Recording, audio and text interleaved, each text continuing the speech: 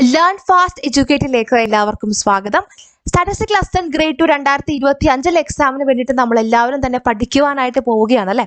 അതിൽ എല്ലാവർക്കും ഉള്ള ഒരു സംശയമാണ്, ഏത് ജില്ലയിലേക്കാണ് നമ്മൾ അപേക്ഷിക്കേണ്ടത്, അല്ലെങ്കിൽ അപേക്ഷിച്ച് കഴിഞ്ഞവർക്ക് അറിയേണ്ട ചില കാര്യങ്ങളുണ്ട്. ആ ജില്ലയിലെ നിയമനം കിട്ടുവാനായിട്ടുള്ള സാധ്യതകൾ എത്രത്തോളമാണ്.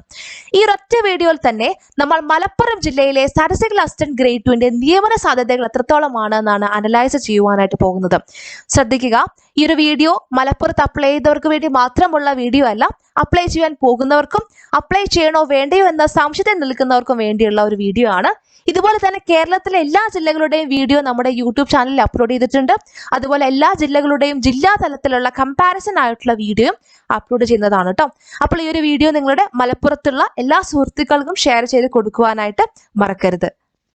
അപ്പോൾ നമുക്ക് മലപ്പുറം ജില്ലയുടെ ഡീറ്റെയിൽസിലേക്ക് കടക്കാം. എത്ര പേരാണ് മലപ്പുറം ജില്ലയിലെ സ്റ്റാറ്റിസ്റ്റിക്കൽ അസിസ്റ്റന്റ് ഗ്രേഡ് 2 പരീക്ഷ കഴിഞ്ഞ തവണ എഴുതിയത്, അല്ലെങ്കിൽ അപ്ലൈ ചെയ്തത് എന്നിങ്ങനെയുള്ള ഡീറ്റെയിൽസിലേക്ക് നമ്മൾ കടക്കാനായിട്ട് പോകുന്നത്. നമ്പർ ഓഫ് കാൻഡിഡേറ്റ്സ് അപ്ലൈ, എത്ര പേരായിരുന്നു സ്റ്റാറ്റിസ്റ്റിക്കൽ അസിസ്റ്റന്റ് ഗ്രേഡ് 2 പരീക്ഷയ്ക്ക് വേണ്ടിയിട്ട് മലപ്പുറം ജില്ലയിൽ അപ്ലൈ ചെയ്തതെന്ന് നമുക്ക് നോക്കാം.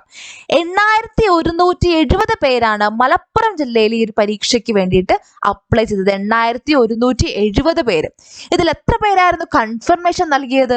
ഈ 8170 പേരിൽ വെറും 5123 പേര് മാത്രമാണ് ഈ ഒരു പരീക്ഷയ്ക്ക് വേണ്ടിയിട്ട് കൺഫർമേഷൻ നൽകിയത്. എന്താണ് ഈ കൺഫർമേഷൻ നൽകുക എന്ന് പറഞ്ഞാൽ, ആദ്യമായിട്ട് PSC എഴുതുന്ന ഉദ്യോഗാർത്ഥികൾക്ക് കൺഫ്യൂഷൻ ഉള്ള ഒരു കാര്യമാണ്.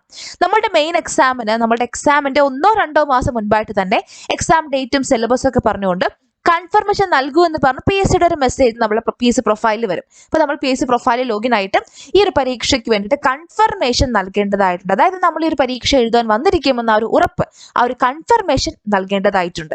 ഈ കൺഫർമേഷൻ നൽകിയാൽ മാത്രമേ നമുക്ക് എക്സാം എഴുതുവാനായിട്ട് സാധിക്കുകയുള്ളൂ. പ്രത്യേകം ശ്രദ്ധിക്കുക, നമ്മൾ കൺഫർമേഷൻ നൽകേണ്ടതുണ്ട്. കൺഫർമേഷൻ നൽകാത്ത പക്ഷം നമുക്ക് എക്സാം എഴുതുവാനായിട്ട് സാധിക്കില്ല കേട്ടോ. അങ്ങനെ എക്സാം എഴുതാൻ പറ്റാതെ പോയിട്ടുള്ള കുറച്ച് പേരെ അറിയാം. അപ്പോൾ അങ്ങനെയുള്ള അബദ്ധങ്ങൾ തന്നെ നിങ്ങൾക്ക് പറ്റരുത്. ഇപ്പൊ എല്ലാവരും ഇടയ്ക്കിടയ്ക്ക് PSC പ്രൊഫൈൽ ചെക്ക് ചെയ്യണം ആ ഒരു സമയമാകുമ്പോഴേക്കും.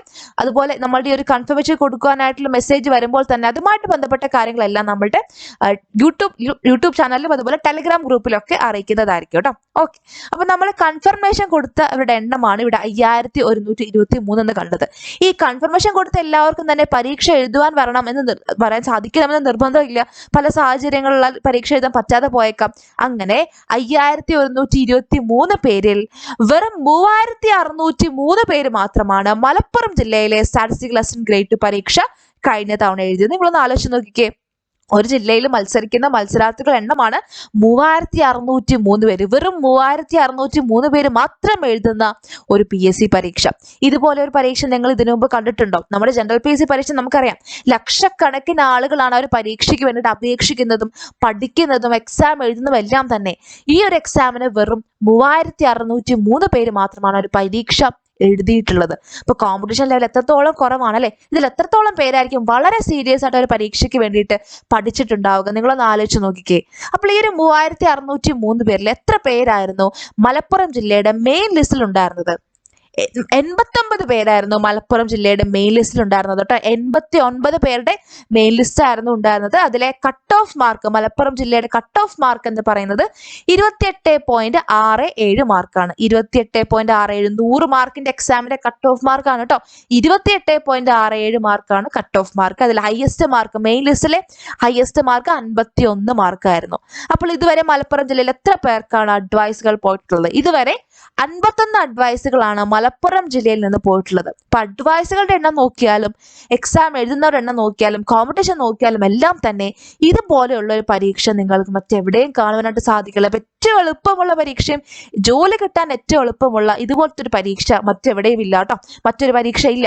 അപ്പോൾ നിങ്ങൾ മാക്സിമം ഈ ഒരു ഓപ്പർച്യൂണിറ്റി നന്നായിട്ട് തന്നെ വിനിയോഗിക്കാനായിട്ട് ശ്രദ്ധിക്കുക. ഈ ഒരു അവസരം നിങ്ങൾ മിസ്സാക്കരുത്. നന്നായിട്ട് തന്നെ ഒരു പരീക്ഷയ്ക്ക് വേണ്ടിയിട്ട് ആത്മാർത്ഥമായിട്ട് ഇപ്പോഴേ തന്നെ പരിശ്രമിച്ചു തുടങ്ങുക കേട്ടോ. എത്ര പേരായിരുന്നു മലപ്പുറം ജില്ലയിലെ മെയിൻ ലിസ്റ്റിൽ ഓരോ റിസർവേഷൻ വിഭാഗത്തിൽ നിന്നും ഉണ്ടായിരുന്നത് നമുക്ക് നോക്കാം. ജനറൽ കാറ്റഗറിയിൽ നിന്നും 27 പേരാണ് ആ ഒരു മെയിൻ ലിസ്റ്റിൽ ഉൾപ്പെട്ടിട്ടുണ്ടായിരുന്നത്. 27 പേര്. അതിൽ ഹയസ്റ്റ് മാർക്ക്, ജനറൽ കാറ്റഗറിയിൽ തന്നെ ഹയസ്റ്റ് മാർക്ക് എന്ന് പറയുന്നത് 48.67 മാർക്കും ലോവസ്റ്റ് മാർക്ക് എന്ന് പറയുന്നത് 28.67 മാർക്കുമാണ് കേട്ടോ. അതുപോലെ 70 ബിലോ റിസർവേഷൻ കാറ്റഗറി ഉള്ളവരിൽ മെയിൻ ലിസ്റ്റിൽ ഉണ്ടായിരുന്നത് 24 പേരാണ്. ആ 24 പേരിൽ ഹയസ്റ്റ് മാർക്ക് 51 അതുപോലെ ലോവസ്റ്റ് മാർക്ക് 28.67 മാർക്കുമാണ് കേട്ടോ. SC കാറ്റഗറിയിൽ നിന്ന് ഒരാളാണ് മെയിൻ ലിസ്റ്റിൽ ഉണ്ടായിരുന്നത്. അയാളുടെ മാർക്ക് എന്ന് പറയുന്നത് 28.67 മാർക്കാണ്. ST കാറ്റഗറിയിൽ ആരും തന്നെ മെയിൻ ലിസ്റ്റിൽ ഉണ്ടായിരുന്നില്ല. അതുപോലെ മുസ്ലിം റിസർവേഷൻ ഉള്ളവരിൽ 27 പേരാണ് മെയിൻ ലിസ്റ്റിൽ ഉണ്ടായിരുന്നത്. അതിൽ ഹയസ്റ്റ് മാർക്ക് 51 മാർക്കും ലോവസ്റ്റ് മാർക്ക് 28.67 മാർക്കും. LC റിസർവേഷൻ ഉള്ളവർ 2 പേരാണ് മെയിൻ ലിസ്റ്റിൽ ഉണ്ടായിരുന്നത്. അതിൽ ഹയസ്റ്റ് മാർക്ക് 31 മാർക്കും ലോവസ്റ്റ് മാർക്ക് 29.67 മാർക്കും. അങ്ങനെ ബാക്കിയുള്ള എല്ലാ റിസർവേഷൻ കാറ്റഗറിയിൽ നിന്ന് ആ റിസർവേഷൻ ഉള്ളവരിൽ എത്ര പേരാണ് ആ ഒരു മെയിൻ ലിസ്റ്റിൽ ഉണ്ടായിരുന്നത്, അവരുടെ ഹയസ്റ്റ് മാർക്ക് എത്രയായിരുന്നു, അതുപോലെ ആ ലിസ്റ്റിൽ ലോവസ്റ്റ് മാർക്ക് എത്രയാണ് എന്നിങ്ങനെയുള്ള കാര്യങ്ങൾ നിങ്ങൾക്ക് ഒരു ടേബിളിൽ നിന്ന് മനസ്സിലാകും കേട്ടോ. അപ്പം നിങ്ങളുടെ റിസർവേഷൻ ഏതാണോ അതുമായിട്ട് ബന്ധപ്പെട്ട ആ ഒരു ലിസ്റ്റിൽ നമ്മുടെ റിസർവേഷൻ ഉണ്ടെങ്കിൽ ആ റിസർവേഷൻ എത്ര പേരായിരുന്നു ആ ഒരു മെയിൻ ലിസ്റ്റിൽ ഉണ്ടായിരുന്നത്, അതിലത്തെ ഹയസ്റ്റ് മാർക്ക് എത്രയാണ്, ലോവസ്റ്റ് മാർക്ക് എത്രയാണ് എന്നിങ്ങനെയുള്ള കാര്യങ്ങളൊക്കെ നിങ്ങളൊന്ന് നോട്ട് ചെയ്ത് വെക്കുക കേട്ടോ. അതുപോലെ സപ്ലിമെന്ററി ലിസ്റ്റിലേക്ക് വന്നു കഴിഞ്ഞാൽ ഓരോ റിസർവേഷൻ കാറ്റഗറിയുടെ സപ്ലിമെന്ററി ലിസ്റ്റിൽ എത്ര പേരായിരുന്നു ഇൻക്ലൂഡ് ആയിട്ടുണ്ടായിരുന്നത്, അതിൽ തന്നെ ആ ഒരു സപ്ലിമെന്ററി ലിസ്റ്റിലെ ഹയസ്റ്റ് മാർക്ക് എത്രയാണ്, ലോവസ്റ്റ് മാർക്ക് എത്രയാണ്, അതാണ് ഈ ഒരു ടേബിളിൽ കൊടുത്തിരിക്കുന്നത് കേട്ടോ. നോക്കിക്കേ, ഇടവത്തിയ ബില്ലവ റിസർവേഷൻ കാറ്റഗറിയുടെ സപ്ലിമെന്ററി ലിസ്റ്റിൽ 20 പേരായിരുന്നു ഉണ്ടായിരുന്നത്. അതിൽ ഹയസ്റ്റ് മാർക്ക് 27.33 മാർക്കും ലോവസ്റ്റ് മാർക്ക് 23.67 മാർക്കും. അപ്പോൾ സ്വാഭാവികമായിട്ട് സപ്ലിമെന്ററി ലിസ്റ്റിൽ നമ്മളുടെ മെയിൻ ലിസ്റ്റിലെ കട്ട് ഓഫിനേക്കാൾ കുറവ് മാർക്കുള്ളവരായിരിക്കും ആ ഒരു സപ്ലിമെന്ററി ലിസ്റ്റിൽ ഉണ്ടാവുക. അപ്പം നമ്മുടെ കട്ട് ഓഫ്, മലപ്പുറം ജില്ലയുടെ കട്ട് ഓഫ് എന്ന് പറയുന്നത് 28.67 മാർക്കായിരുന്നു. അപ്പൊ അതിൽ താഴെയുള്ള മാർക്കുള്ളവരാണ് ആ ഒരു സപ്ലിമെന്ററി ലിസ്റ്റിൽ ഉൾപ്പെടുക. അപ്പോൾ 70 ലിസ്റ്റിൽ 20 പേരുണ്ടായിരുന്നു. അവരുടെ ഹയസ്റ്റ് മാർക്ക് ലോവസ്റ്റ് മാർക്ക് കൊടുത്തിട്ടുണ്ട്. SC കാറ്റഗറിയുടെ സപ്ലിമെന്ററി ലിസ്റ്റിൽ 12 പേരായിരുന്നു ഉണ്ടായിരുന്നത്. അതിൽ ഹയസ്റ്റ് മാർക്ക് 28.33 മാർക്കും ലോവസ്റ്റ് മാർക്ക് 20 മാർക്കുമാണ്. ST കാറ്റഗറിയിൽ 11 പേരായിരുന്നു സപ്ലിമെന്ററി ലിസ്റ്റിൽ ഉണ്ടായിരുന്നത്. അതിൽ ഹയസ്റ്റ് മാർക്ക് റിട്ടൺ എക്സാമിൽ ഹയസ്റ്റ് മാർക്ക് 14.33 മാർക്കായിരുന്നു, ലോവസ്റ്റ് മാർക്ക് 4 മാർക്കായിരുന്നു. മുസ്ലിം വിഭാഗത്തിലെ നമ്പർ ഓഫ് കാൻഡിഡേറ്റ്സ് ആ ഒരു സപ്ലിമെന്ററി ലിസ്റ്റ് ഉണ്ടായിരുന്നത് 17 പേരാണ്. അതിൽ ഹയസ്റ്റ് മാർക്ക് 28.33 മാർക്കും ലോവസ്റ്റ് മാർക്ക് 26.33 മാർക്കുമാണ്. അപ്പോൾ ബാക്കിയുള്ള അതേപോലെയുള്ള എല്ലാ റിസർവേഷൻ കാറ്റഗറിയിലും ആ ഒരു സപ്ലിമെന്ററി ലിസ്റ്റിൽ എത്ര പേര് ഇൻക്ലൂഡ് ആയിട്ടുണ്ടായിരുന്നു, അതിൽ തന്നെ ഹയസ്റ്റ് മാർക്ക് എത്രയാണ്, ലോവസ്റ്റ് മാർക്ക് എത്രയാണ്, ആ ഒരു ഡാറ്റ ഇവിടെ കൊടുത്തിട്ടുണ്ട്. അപ്പോൾ നിങ്ങൾക്ക് നിങ്ങളുടെ റിസർവേഷൻ ഏതാണോ അതുമായിട്ട് ബന്ധപ്പെട്ട കാര്യങ്ങൾ ഒന്ന് നോട്ട് ചെയ്ത് വെക്കുക കേട്ടോ. അതുപോലെ ഡിഫറൻറ്റ്ലി ഏബിൾഡ് കാറ്റഗറിയുടെ സപ്ലിമെന്ററി ലിസ്റ്റിലെ ഓരോ കാറ്റഗറിയിലും ലോവിഷൻ കാറ്റഗറിയിൽ 3 പേരായിരുന്നു ആ ലിസ്റ്റിൽ ഉണ്ടായിരുന്നത്. ഹിയറിംഗ് ഇമ്പയർമെന്റ് കാറ്റഗറിയിൽ 2 പേരായിരുന്നു. ലൊക്കോമോട്ടർ ഡിസബിലിറ്റി സെർബൽ പാൾസി കാറ്റഗറിയിൽ 3 പേരായിരുന്നു. അപ്പോൾ ആ ഒരു ഓരോ സപ്ലിമെന്ററി ലിസ്റ്റിലെയും ഹയസ്റ്റ് മാർക്കും ലോവസ്റ്റ് മാർക്കും ഇവിടെ കൊടുത്തിട്ടുണ്ട്. നിങ്ങൾക്ക് ഈ ഒരു ഡാറ്റ ഒന്ന് പരിശോധിക്കാം കേട്ടോ. അപ്പോൾ മലപ്പുറം ജില്ലയിലെ മെയിൻ ലിസ്റ്റിലും സപ്ലിമെന്ററി ലിസ്റ്റിലും ഓരോ റിസർവേഷൻ കാറ്റഗറിയിൽ നിന്നും ഉൾപ്പെട്ട കാൻഡിഡേറ്റ്സിന്റെ എണ്ണം, അതുപോലെ അവരുടെ ഹയസ്റ്റ് മാർക്ക്, ലോവസ്റ്റ് മാർക്ക് എന്നീ വിവരങ്ങളെ കുറിച്ച് നിങ്ങൾക്ക് ഒരു ഐഡിയ കിട്ടിയെന്ന് വിശ്വസിക്കുന്നു.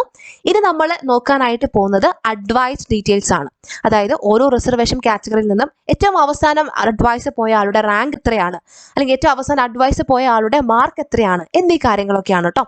അതിലേക്ക് കടക്കുന്നതിന് മുൻപായിട്ട് സ്റ്റാറ്റിസ്റ്റിക്സ്, മാത്തമാറ്റിക്സ്, കൊമേഴ്സ്, എക്കണോമിക്സ് എന്നീ വിഷയങ്ങൾ പ്രധാന വിഷയമായി വരുന്ന കേരള PSC പരീക്ഷകൾ, അതായത് കഴിഞ്ഞ തവണത്തെ സ്റ്റാറ്റിസ്റ്റിക്സ് ലെസൺ ഗ്രേഡ് 2 എക്സാം, അതുപോലെ 2024 ജൂണിൽ നടന്ന റിസർച്ച് അസിസ്റ്റന്റ് പരീക്ഷ, അതുപോലെ കഴിഞ്ഞ പ്രാവശ്യം നടന്ന റിസർച്ച് ഓഫീസർ പരീക്ഷ എന്നീ 3 പരീക്ഷകളിലും ലേൺ ഫാസ്റ്റ് എഡ്യൂക്കേറ്റ് നേടിയ നേട്ടങ്ങളെക്കുറിച്ച് കുറച്ച് നിമിഷങ്ങൾ.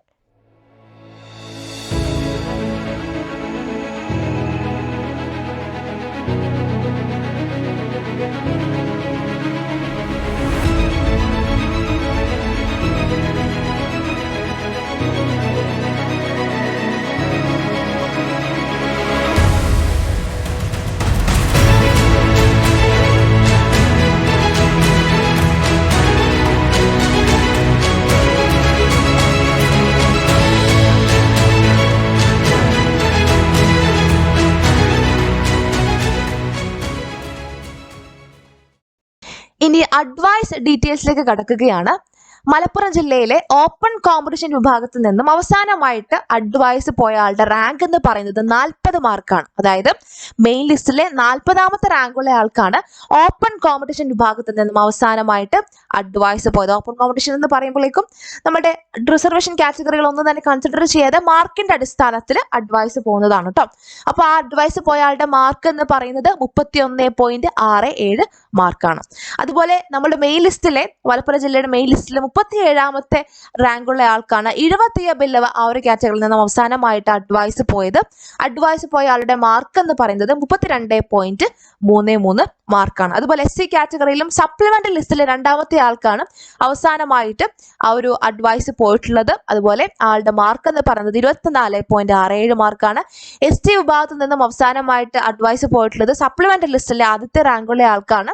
ആളുടെ മാർക്ക് എന്ന് പറയുന്നത് 19.73 മാർക്കാണ്. അങ്ങനെ ബാക്കിയുള്ള എല്ലാ കാറ്റഗറിയും മുസ്ലിം വിഭാഗത്തിലെയും SCയുടെ OBCയുടെ ഒക്കെ ഇവിടെ കൊടുത്തിട്ടുണ്ട്. അപ്പൊ നിങ്ങൾക്ക് നോക്കാം അവസാനമായിട്ട് അഡ്വൈസ് പോയ ആളുടെ റാങ്ക് എത്രയായിരുന്നു, ആളുടെ മാർക്ക് എത്രയാണെന്ന് നിങ്ങൾക്ക് ഇവിടെ നോക്കിയാൽ മനസ്സിലാകും.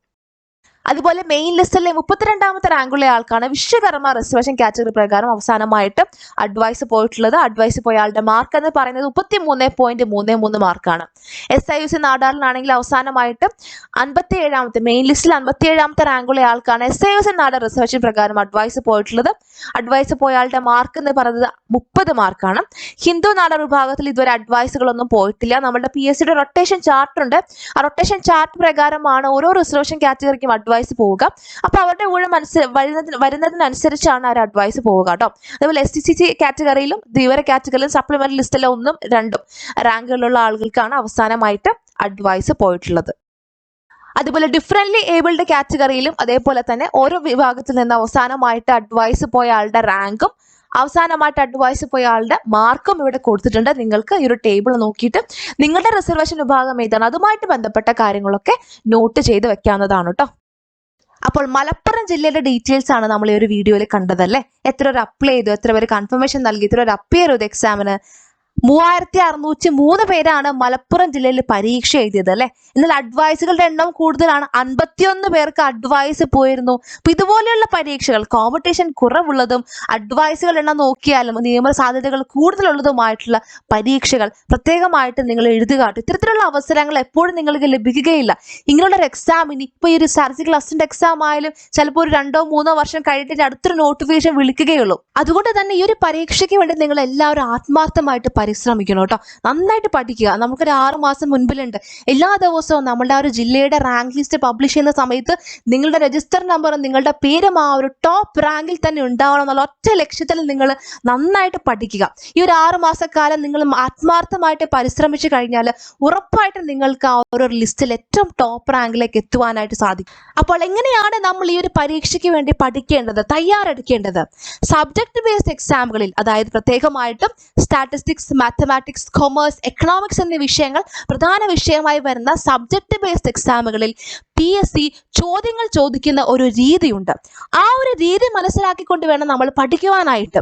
ആ ഒരു രീതി മനസ്സിലാക്കി അനലൈസ് ചെയ്തുകൊണ്ടാണ് ലേൺ ഫാസ്റ്റ് എഡ്യൂക്കേറ്റഡ് എല്ലാ ക്ലാസ്സുകളും എല്ലാ മോക്ക് ടെസ്റ്റുകളും പ്രിപ്പയർ ചെയ്തിരിക്കുന്നത്. അതിന്റെ ഒരു തെളിവാണ് 2024 ജൂണിൽ നടന്ന റിസർച്ച് അസിസ്റ്റന്റ് പരീക്ഷ. ആ ഒരു പരീക്ഷയിൽ ഇതേപോലെ തന്നെ സ്റ്റാറ്റിസ്റ്റിക്സ്, മാത്തമാറ്റിക്സ്, കൊമേഴ്സ്, എക്കണോമിക്സ് ആയിരുന്നു പ്രധാന വിഷയങ്ങളായിട്ട് പഠിക്കുവാനായിട്ടുണ്ടായിരുന്നത്. ആ ഒരു പരീക്ഷയിൽ ലേൺ ഫാസ്റ്റ് എഡ്യൂക്കേറ്റഡ് പഠിപ്പിച്ച ഭാഗങ്ങളിൽ നിന്നും 64 ചോദ്യങ്ങളാണ് നമ്മളുടെ മെയിൻ എക്സാമിന് വന്നത്. 64 ചോദ്യങ്ങൾ, എക്സാക്ട്ലി സെയിം ആയിട്ടുള്ള ചോദ്യങ്ങൾ, സിമിലർ ആയിട്ടുള്ള ചോദ്യങ്ങൾ, പഠിച്ച കാര്യങ്ങൾ അപ്ലൈ ചെയ്യേണ്ട ചോദ്യങ്ങൾ, അങ്ങനെ 64 ചോദ്യങ്ങളാണ് ഒരു പരീക്ഷയ്ക്ക് വന്നത്. ആ 64 ചോദ്യങ്ങൾ ഏതൊക്കെ ക്ലാസ്സിലാണ് നമ്മൾ പഠിച്ചിട്ടുള്ളത്, ഏതൊക്കെ മോക്ക് ടെസ്റ്റിലെ ചോദ്യങ്ങളാണ്, അല്ലെങ്കിൽ ഏത് ക്ലാസ്സിൽ പഠിപ്പിച്ച കാര്യങ്ങൾ അപ്ലൈ ചെയ്തിട്ടുള്ള ചോദ്യങ്ങൾ എന്നിങ്ങനെയുള്ള കംപ്ലീറ്റ് വിവരങ്ങൾ യൂട്യൂബിൽ ഒരു വീഡിയോ ആയിട്ട് അപ്ലോഡ് ചെയ്തിട്ടുണ്ട്. നിങ്ങൾക്ക് അത് കണ്ടു നോക്കാം. അപ്പോൾ ആ ഒരു PSC ചോദ്യങ്ങൾ ചോദിക്കുന്ന രീതി മനസ്സിലാക്കിക്കൊണ്ട് തന്നെയാണ് ലേൺ ഫാസ്റ്റ് എഡ്യൂക്കേറ്റഡിന്റെ എല്ലാ ക്ലാസ്സുകളും തയ്യാറാക്കുന്നത്. അതിന്റെ ഫലം തന്നെയായിരുന്നു 64 ചോദ്യങ്ങൾ വന്നതും. മാത്രമല്ല റിസർച്ച് അസിസ്റ്റന്റ് പരീക്ഷയിൽ വെറും 159 പേര് മാത്രം അടങ്ങുന്ന ഷോർട്ട് ലിസ്റ്റിൽ ഇടം നേടിയത് 37 പേരാണ്. അത് സ്റ്റേജ് വൈഡ് എക്സാം ആണ്. 37 പേരും ലേൺ ഫാസ്റ്റിലെ സ്റ്റുഡൻസ് ആയിരുന്നു. 19 പേരാണ് മെയിൻ ലിസ്റ്റിൽ മാത്രമുള്ളത്. 19 പേര് മെയിൻ ലിസ്റ്റിലും 18 പേര് സപ്ലിമെന്ററി ലിസ്റ്റിലും. അതുപോലെ 2022 സ്റ്റാറ്റിസ്റ്റിക്കൽ അസിസ്റ്റന്റ് ഗ്രേഡ് 2 പരീക്ഷയിൽ ലേൺ ഫാസ്റ്റ് എഡ്യൂക്കേറ്റിൽ നിന്നും 55 റാങ്ക് ഹോൾഡേഴ്സ് ആണ് ഉണ്ടായിരുന്നത്. 55 റാങ്കുകൾ, 1ഉം 2ഉം 3ഉം 4ഉം 5ഉം റാങ്കുകൾ ഉൾപ്പെടെ വിവിധ ജില്ലകളിലായി 55 റാങ്കുകൾ. എങ്ങനെയാണ് ഇത് സാധ്യമാവുക? PSC പരീക്ഷയിൽ ചോദ്യങ്ങൾ ചോദിക്കുന്ന ഒരു രീതിയുണ്ട്. ആ ഒരു രീതി മനസ്സിലാക്കി വേണം നമ്മൾ പഠിക്കുവാനായിട്ട്. ഞങ്ങൾ ക്ലാസ്സിൽ പഠിപ്പിക്കുന്നതും അതുപോലെ മോക്ക് ടെസ്റ്റ് എഴുതുന്ന ക്വസ്റ്റ്യൻസും നിങ്ങൾ ആത്മാർത്ഥമായിട്ട് പഠിക്കുകയും പ്രാക്ടീസ് ചെയ്യുകയും ചെയ്യുകയാണെങ്കിൽ തീർച്ചയായിട്ടും ഇനി വരാൻ പോകുന്ന 2025 സ്റ്റാറ്റിസ്റ്റിക് ലെസൺ ഗ്രേഡ് 2 പരീക്ഷയുടെ റാങ്ക് ലിസ്റ്റിൽ നിങ്ങളുടെ പേരും ഏറ്റവും ടോപ്പ് റാങ്കിൽ ഉണ്ടാവുമെന്നതിൽ ഒരു സംശയവുമില്ല. ഈ 2025 നിങ്ങൾ ആഗ്രഹിച്ചതുപോലെ നിങ്ങൾക്കൊരു ഗവൺമെന്റ് ജോലി നേടുവാൻ സാധിക്കട്ടെ എന്ന് ആശംസിക്കുന്നു. നിങ്ങളോടൊപ്പം ലേൺ ഫാസ്റ്റ് എഡ്യൂക്കേറ്റ് എന്നും ഉണ്ടാവും. Thank you.